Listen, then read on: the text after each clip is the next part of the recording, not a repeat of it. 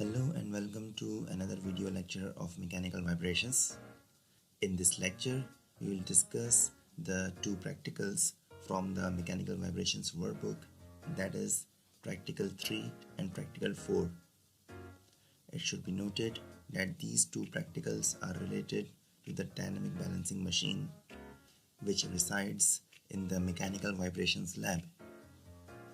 Basically, we have two types of balancing machines in the mechanical vibrations lab. The one is called the soft bearing balancing machine and the other one is called the hard bearing balancing machine. The practicals which we are going to discuss in this video lecture are related to the hard bearing balancing machine. In experiment 3 or practical 3, we will going to learn the calibration process of the hard bearing balancing machine, while in experiment 4 the balancing of the given rotor or given job will take place on the hard bearing balancing machine. So let's get started.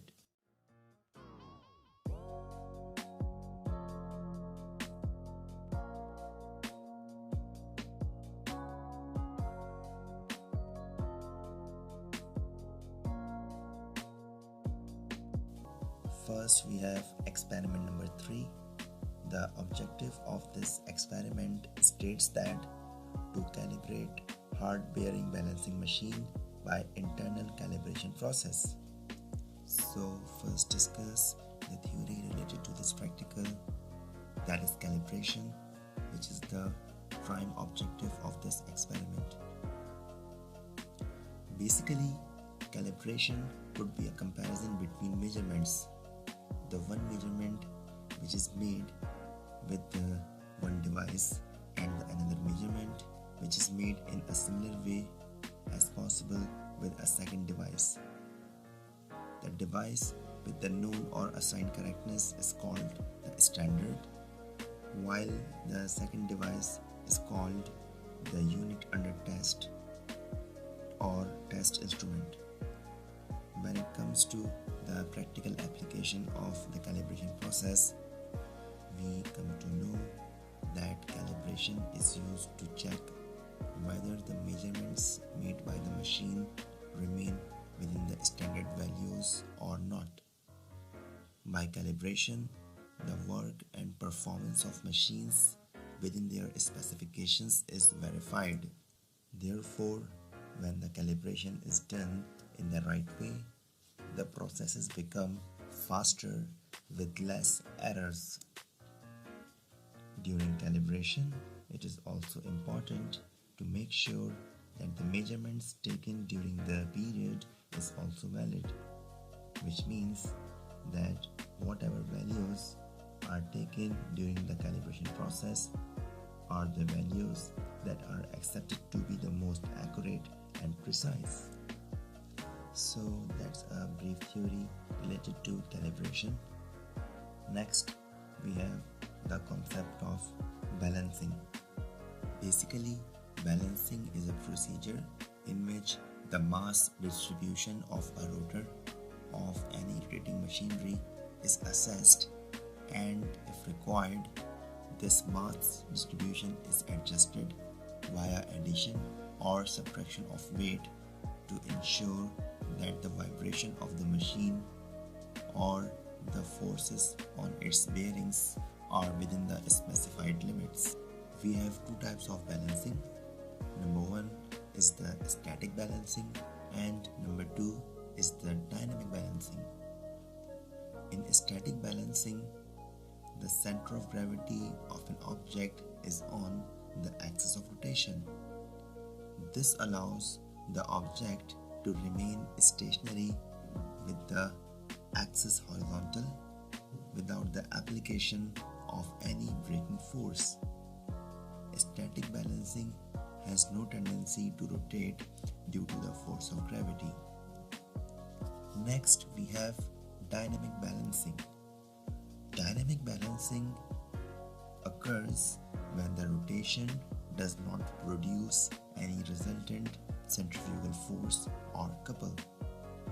The system will rotate without needing the application of any external force or couple other than the couple which is required to support its own weight. When a system or machine is unbalanced, a counterbalancing weight is added in order to avoid stresses that are being put upon the machine bearings. Hence, dynamic balancing is a way to balance out machines by rotating parts quickly and then measuring the imbalance using electronic equipment. The imbalance calculated can then be added or subtracted from the weight until the vibration of the parts is reduced.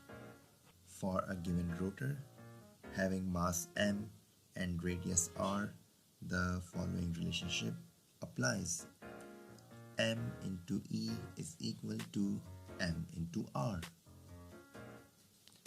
where capital M and capital R is the mass and radius of the given rotor, while small m and small e is the corrected mass, which is added or subtracted at some eccentric distance with relative to the axis of rotation of the given rotor.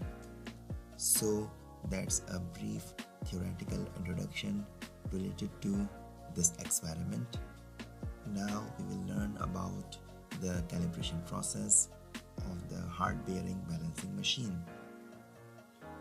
It should be noted that the calibration that we are going to perform in this experiment is the internal calibration, which means that whatever procedure we are doing in this experiment is related to the input values which are entered into the system, and this is called the internal calibration. First, let's have a look of this hard bearing balancing machine.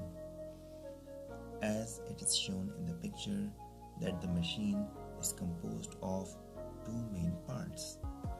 The first is the mechanical part, on which the balancing of the rotor or any rotating part the given machinery takes place, while the other is the control or instrumentation panel, from which we can control this machine. The mechanical part of the machine comprises of a stationary bed which is fixed to the ground. On a stationary bed there are two moving clamps which are labeled 1 and 2. Between these clamps the actual job is fixed, which needs to be balanced. Usually the clamp 1 is fixed while the clamp 2 is moved relative to clamp 1. On the left hand side, the mechanical drive of this machine can be seen. This mechanical drive is connected to the rotor by means of the combination of the shaft and universal coupling, which is painted in red color as shown in figure. Also, in clamp 1, the shaft of the rotor is supported between the three bearings. As it can be seen that the bearings have outer rings of tempered steel, which makes the support of the shaft or mandrel stiff. This reduces the damping effects of the bearing supports, which means that the vibrations of the workpiece or job or rotor can be fully transmitted to the sensors or transducers, which is an advantage. That's why this machine is called hard bearing balancing machine. In general, a hard bearing balancing machine is more versatile and can handle pieces with greatly varying weights, because hard bearing balancing machines are measuring centrifugal effects and require only a one-time calibration. In order to calibrate or run a hard bearing balancing machine, only 5 geometric dimensions need to be fed into the system. and the machine is ready for use. Therefore, it works very well for low and middle size volume production and in repair workshops. So that's the brief explanation of the mechanical part of this hard bearing balancing machine. Next we have the instrumentation panel of this machine, which can be seen in the figure. The instrumentation panel is divided into two parts. Number one, the control desk, which controls the motor drive and its speed, and number two, the instrument panel, in which the various input parameters are fed into the machine. On the control desk, this yellow circle is the power indication lamp, which illuminates when the machine is powered by this selector switch. On the right hand side, we have indication lamp and power on off buttons for motor drive. Then we have two control knobs which lie at the center of the control desk. One is for controlling the motor RPM, while the other is for controlling the motor current. The motor current during the machine operation is displayed on the ammeter, which lies above the current control knob on the control desk. Also, there is a direction knob beneath the power indication lamp. The purpose of this knob is to change the direction of rotation of the motor drive. This feature is used whenever the rotor is screwed to the mandrel shaft and the direction of rotation may fasten or loosen the rotor on the mandrel. Beneath the direction knob, there is an emergency switch which is used to stop the machine immediately in case of an emergency. On the instrument panel, we have thumb wheels which are used for feeding the input parameters into the machine. Since this is a hard bearing balancing machine, therefore only 5 input parameters are required to be fed into the system. These are the distances and radii of the two correction planes with respect to the bearing supports as shown in figure. Beneath the thumb wheels, there are some push buttons or switches which are labeled as S5, S3, S10, S4, S6, S38, S8 and S9. Switch S5 and S6 are for the balancing masses.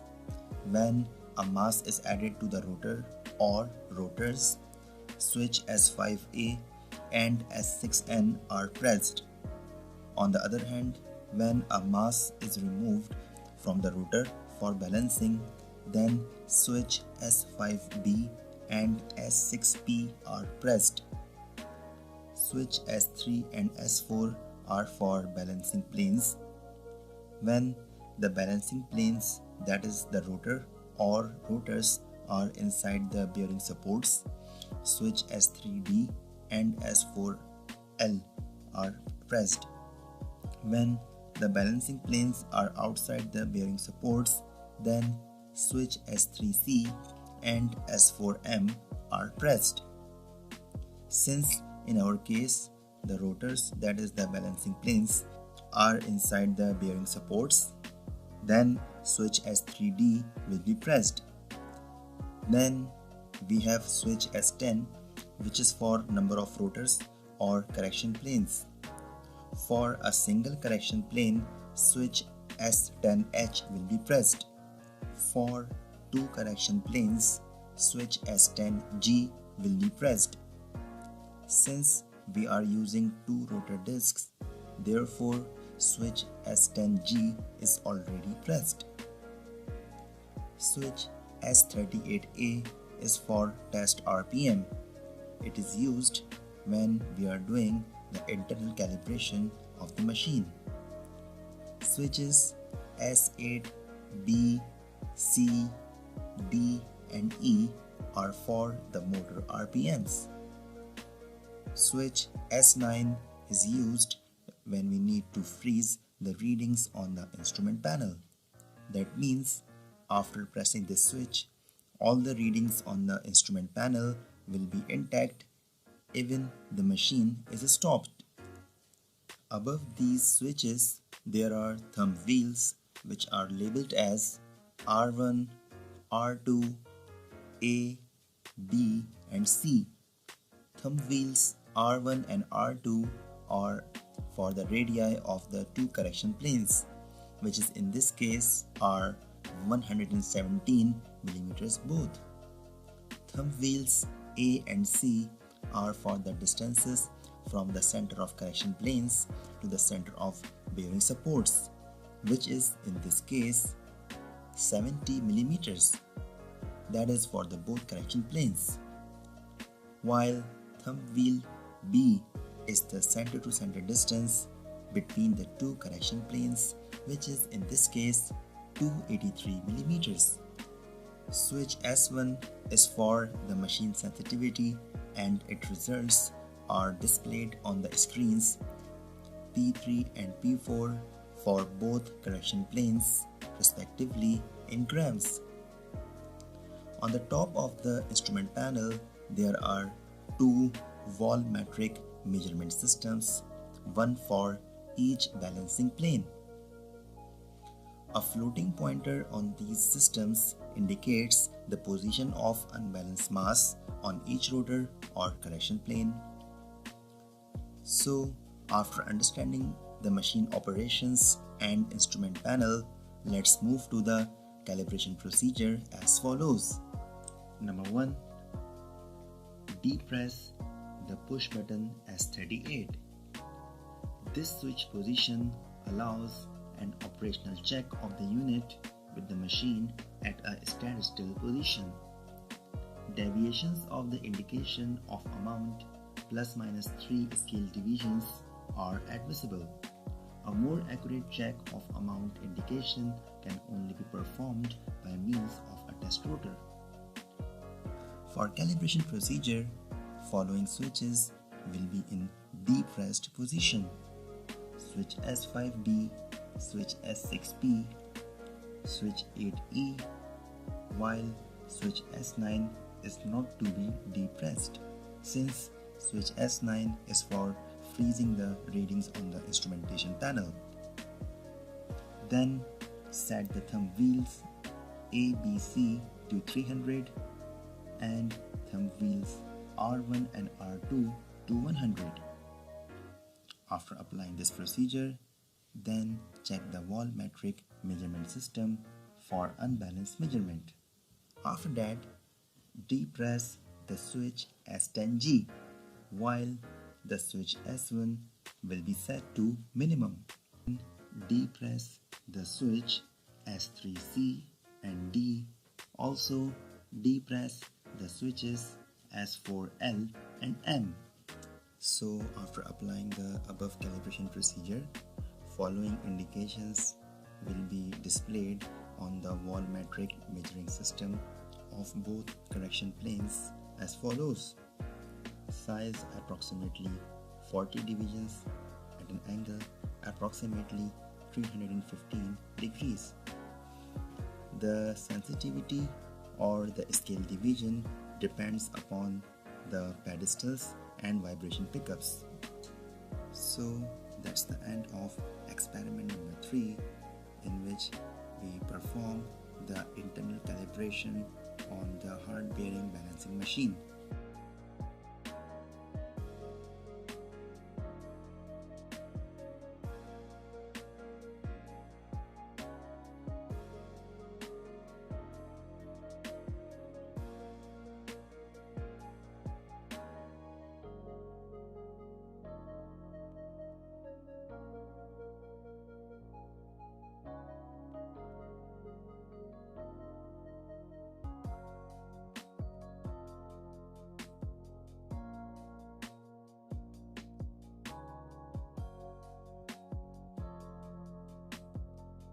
In the experiment number 4, we will study the balancing or dynamic balancing of a test rotor on the hard bearing balancing machine.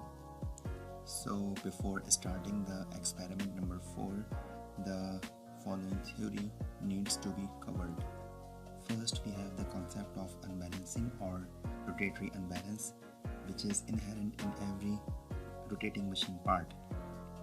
This is due to the fact that the newly machined parts are non-symmetrical in nature due to the defects in the conventional machining operations, which creates an offset between the center of mass and the central axis of the machine. So when this unbalanced rotor during its rotation wants to revolve around its center of mass, the bearings restrict its movement. Therefore, the centrifugal force causes the rotor to vibrate. This vibration causes wear and tear to the bearings and creates unnecessary noise. In the worst case scenario, the disintegration of the rotor itself can be experienced. Therefore, it is necessary to reduce the unbalance to an acceptable limit. Next, we have balancing limits. In actual, balancing limits are the standard values according to which the rotating machinery parts are balanced. For example, car wheels are balanced to a limit of grade 40 and small electrical armatures are balanced to grade 2.5. These grades are then converted to unbalanced units depending on the rotational speed of the rotor as per the ISO 1940 standards. Then we have balancing units. The units of unbalance are mass times radius. For example, a weight added to a certain position on the part being balanced would shift the mass axis into the running axis and therefore be in balance. The weight of the correction multiplied by the applied radius will give an unbalanced unit. For metric measurement, the units will be in gram millimeters, or for large rotors, gram centimeters. The imperial equivalent will be gram inches or ounce inches. This weight or mass would be applied at a radius from the running center at the light position. Then we have three different types of rotating unbalance. Number one, we have static unbalance. Basically, it is a condition of unbalance where the central principal axis or the mass axis is displaced parallel to the rotating center line. It can be detected by placing the rotor at its point of rotation on each end.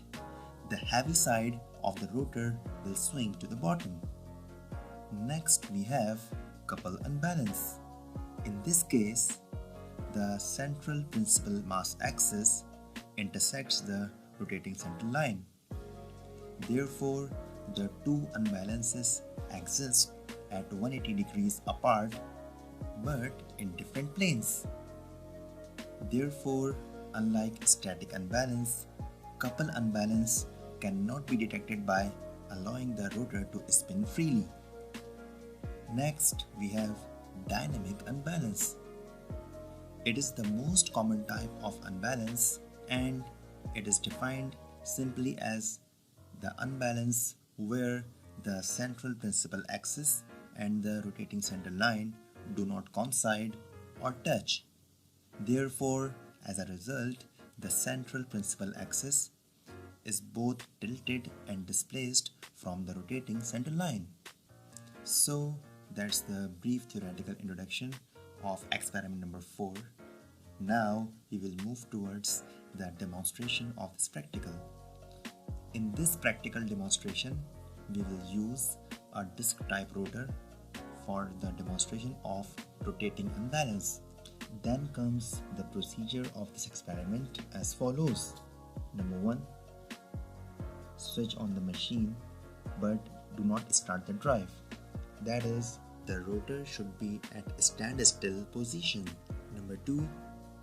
Depress the switch S10G for low speed balancing in two correction planes. Number 3. Measure distance between left correction plane and left bearing plane and input the value into the system by using the dial D gate switch or thumb wheel A accordingly. In this case, this distance is 70 millimeters. Number 4. Repeat step 3 and measure the distance for the second correction plane and second bearing plane, which is also in this case is 70 millimeters. Number 5. Now measure the distance between the two correcting planes and input into the system using the thumb wheel B. Number 6. Measure correction radius of left correction plane and input the value using the dial D gate switch R1 accordingly. In this case, this radius is 117 millimeters. Number 7. Repeat step 6 and measure the correction radius of the right correction plane and input the value into the system by using the dial D gate switch R2 accordingly. In this case, the radius of the right correction plane is also 117 millimeters. Number 8. Set switch S3 according to the position of left correction plane relative to left bearing plane and switch S4 accordingly to the position of right correction plane relative to the right bearing plane. Number 9. Set switch S5 and S6 accordingly to required method of unbalance correction to plus or minus. Number 10. Select suitable speed range by setting switch S8. Number 11. Do not depress switch S38. This is for testing purpose. Number 12. Start drive by depressing the motor power button from the control panel. Number 13. Release locking of indication by pressing switch S9. Number 14. Check whether selected speed range is the corrected one. If not, change position of the switch S8 by depressing any of its 4 buttons from S8B to S8E. Number 15. Set switch S1 such that indication on both vector instrument is close to full scale. Number 16. When the system is running and the unbalance of the rotor is displayed on the volumetric measuring system, also called vector instrument, then depress switch S9 for locking indication.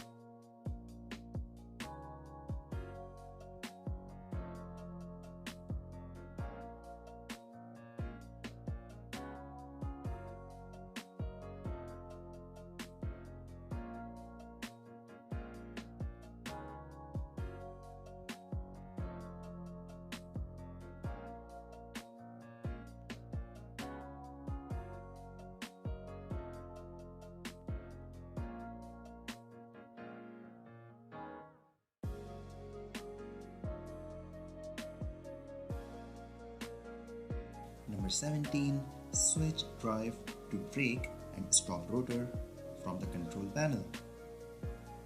Number 18. Correct unbalance in left correction plane according to indication 1 and in right correction plane according to indication 2. Next we have balancing chart which enlists 15 different parameters which are required for the balancing of rotor. Number 1. Rotor type. In this experiment we are using disc type rotor. Number 2. Rotor weight, which is 28 kilograms. It should also be noted that our machine can balance the rotor between the weight ranges of 20 kg to 3200 kilograms. Number 3. Rotor actual speed. For this job, we are balancing our rotor at 1500 rpm. Number 4. Rotor speed of balancing. In our practical, we are using the balancing speed of 700 rpm. Number 5. Balancing mode, which is in this case odd mode. Number 6. Left plane to left support distance A, which is equal to 70 millimeters. Number 7. Right plane to right support distance C, which is also equal to 70 millimeters. Number 8. Distance between two connection planes, that is B, which is equal to 283 millimeters. Number 9. Radius R1, which is equal to 117 millimeters. Number 10. Radius R2, which is also equal to 117 millimeters. Number 11. Quality grade or the balancing standard, which is in this case for this machine is G6.3. Number 12 and number 13 are for the maximum permissible unbalanced mass, which is in this case 400 grams. Number 14. Maximum permissible mass at each plane, which is 200 grams. And number 15. Unbalanced intolerance is 10 grams, which we set by using the switch S1. Next we have observation table, which is as follows. For the initial unbalance, an unbalanced mass of 20 grams is added to the rotor disc by means of a threaded fastener. The initial unbalance occurs at an angle of 310 degrees. Similarly, the right hand plane or the right hand correction plane has an inherent unbalanced mass of around 45 grams at an angle of 60 degrees. The tolerance mass for both correction planes is 10 grams. Finally, the calculations are given as follows. In these calculations, we have then calculated the maximum permissible unbalanced mass, which is found to be 400 grams on both planes, and for each plane it is 200 grams. This unbalanced mass can be found out by dividing the U permissible, that is maximum permissible mass for each plane, by the distance between two connection planes, that is B. Therefore, unbalance is equal to U is equal to 200 divided by 283 and U is equal to 0.706 grams. With that being said, here at this point the experiments 3 and 4 come to an end. If you like this video lecture and want to give your valuable feedback regarding the improvement of content quality, you may write me an email at shanrose@cloud.neduet.edu.pk. Till then, stay productive and I may see you next time.